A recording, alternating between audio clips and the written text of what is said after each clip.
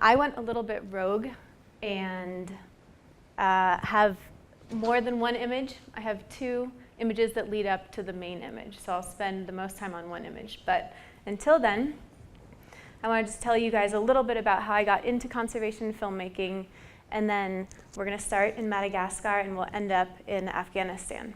So this is the first time I held a video camera. This is a lemur. I was working for a woman named Christina Mittermeier at this time, and she was still is a conservation photographer. And she's one of those people that inspires you to the point where you follow them blindly. So I'm working with her as her assistant. I'm digitizing her slides. She has boxes of slides in her basement, and I'm supposed to get them all on the computer. And she has, quadruples of these slides, so it's not an easy process. So I'm sitting down there with her chihuahua, but I still think she's the most amazing person in the world. So we're sitting working, and she's on the phone, and I'm sort of overhearing what she's saying, as a good assistant does. And I hear her say, "Oh, no problem, don't worry about sending them, my assistant can do it." And that happens every once in a while, but I didn't realize to what extent it was this time. So I realized that the camera company that she works for, or that she's sponsored by, wanted to have footage of her in the field using their camera. Turns out she offered me up for the job, so instead of them sending their entire crew down, I got to learn how to be a filmmaker. So I borrowed this camera. It shoots on tape. This wasn't that long ago. Definitely should have been a digital camera. And I had a crash course in the National Zoo about how to film animals and wildlife, but they stay still, and I'm working with animals like this lemur. So Christina not only inspired me to take up filmmaking, but she also showed me the power of photography to create change and tip the scales in favor of conservation issues, because you can inspire people, like this event is about, through photography, through words, through films, any medium you have to tell this story. So you use your tools to help tell people's stories. So this is a little story about me, but I'm going to tell you another story. So along the way, Christina and I parted ways. We spent too much time behind our desks and wanted to get back out in the field. So I started a production company called Pongo Media Productions, and I've been lucky enough to travel around the world telling people's stories. Whether that's a scientist's story or a lion's story, I really try to embrace their story through my tool of filmmaking. So I think another thing that Christina taught me is that you need to really respect your subjects. So people are giving you a lot of their time, and once you have bared witness to what they're either experiencing, if it's a person, if it's an animal, if it's a landscape that's under attack, that you have now that responsibility to try to tell that story to as wide an audience as possible. So that brings us to the main image. This doesn't look like a conservation story.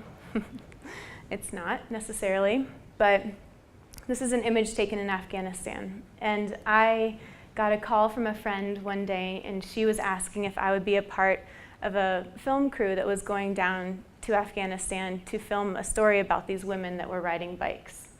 And I'd never been to Afghanistan. I didn't actually know much about it. This was in 2014. All I knew was what I saw in the news, and that wasn't a completely happy story. But with all that going on in my head, it still took me about 2 seconds to say yes.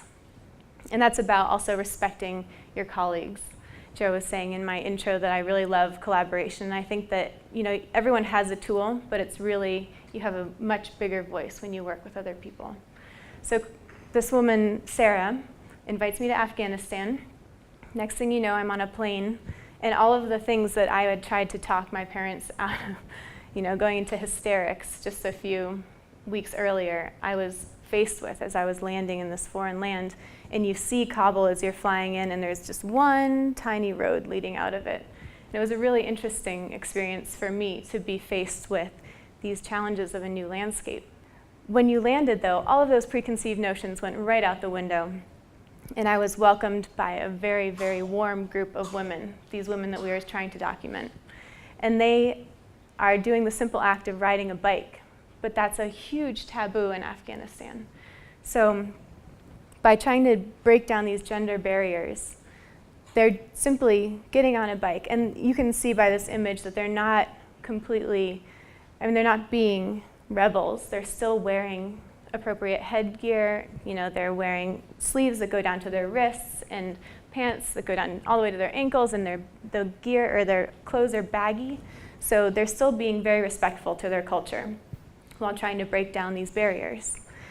You can also see in this image the women watching them. And there are many ways that women still dress all over Afghanistan. This is in Bamiyan, so it's a little bit west, and it's a very progressive town. But you can also see the remnants of war. If you look in the mountain range, you can see some of these little indents, and those are from where the Buddhas were. So in Bamiyan in 2001, the Taliban blew up these amazing sculptures of the Buddhas, and they were about 1,700 years old. So, this is no trivial act that they did. But Bamiyan is one of the more progressive areas in Afghanistan. So you do see some women getting on bikes, as you do in Kabul. But you don't see this almost anywhere else in Afghanistan. I think it's not a law, but it is something that you would get attacked on the street for doing. So these girls have faced people yelling at them, throwing rocks at them, but they're still doing this quiet revolution. So one of the things that we were really trying to do was tell these women's stories, and they're being very brave. They're welcoming us into their lives, and we're trying to very much be a small presence, right? So didn't come in with a huge camera crew. We had two women, documenting the women. And it was an interesting role in Afghanistan that we played sort of a third gender. So we were allowed into the men's areas and the women's areas. So we had access to a story that not everyone could tell. And along the way, so there's this team. It's a team because they get together and ride, and then they have, over the course of the time we spent with them, they had one competition in Bamiyan. We also worked with a team in Kabul, and they were trying to compete internationally. But they also were riding their bikes just to school. Not just. They were riding their bikes to school, and they were riding their bikes to the market. And the bike became this symbol for freedom of movement. So this was another interesting theme that we came across, was that these women now had the ability to get from A to B without anyone else. Whereas in a culture, you usually would have to have your brother or your husband or your father with you. So these bikes are just becoming this huge tool for these women to start engaging more in their lives independently. And one of the challenges for us with this story, this was the second production. Sarah had gone down. Sarah is the director of the film. I was a cinematographer. Sarah had gone down in 2013 and had invited me to join her in 2014.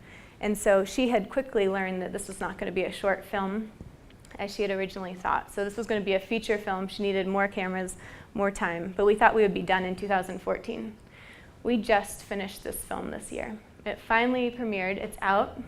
But it took us 5 years, and the longest I'd ever worked on a project was about 6 months. You go in, you film, you edit, you turn it around, and you try to get the message out as quickly as you can, because conservation should have happened, yesterday or 5 days ago. So with this story, it was really interesting to be following real people with their real lives unfolding in front of you. Conservationists are also real people. That was a weird comparison, but these women, their lives didn't stop just because we wanted to end the film. So we continued to go back, and we continued to hear of more things that were happening to them. They had a race that they created that was happening in a week. So we tried to get back down. If we couldn't get back down, then we used local filmmakers as well. And so different things happened to these women across these 5 years. One of the biggest things that happened, and one of the reasons why we continued to make the film for 5 years, was one of the women well, this is a spoiler alert if anyone's going to see the film, but she decided to leave during a training trip when she was in France. So then it became a refugee story. And that just totally flipped the story on its end, and what we thought was going to be a where there's a will, there's a way, go women film became a much more complicated story. And so I think the moral of that for us was definitely that you have to listen to your characters. You have to tell their story. So while I'm coming into this with my preconceived notions, what I want to do to lift these women up, that wasn't the story at all. And I needed to sit back, and we needed to stop and listen to what they wanted to tell us. And I think that's a really important thing when you're trying to speak on behalf of other people. And I think that that's something that I've learned over my time as a filmmaker, that it's all about the characters, and it's respecting the characters and trying to tell their story as best I can. And to bring this back around to Christina and full circle to her mentorship, when you see someone out there doing something, it becomes much less of a challenge to do it yourself. So for these women, what they're trying to do is they're trying to show that there is a way for women to ride bikes in Afghanistan, that there is a way for you to talk to your father, to your brother, to your husband, because they're out there doing it, showing that they're creating this mold. I think that's the same with women in a predominantly male industry too. So I often get the question, what is it like to be a female filmmaker? And I didn't totally define myself as that. I defined myself as a filmmaker.